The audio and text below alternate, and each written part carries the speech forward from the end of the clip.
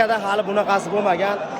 Ikkita nomdor jamoa o'rtasidagi futbol bahsini finali, Xonaqo hamda Zangiya jamoalari o'rtasidagi atmosferaga maza qilinglar. Andijonda futbolni sevishadi, Andijonda futbolni qadrlashadi. Atmosferaga maza qilinglar. Bu oddiy mahalla futboli, oddiy mahalla futbolining atmosferasi. Bu yerdagi futbolchilarning 99% oddiy mahallada yetishib chiqqan futbolistlar.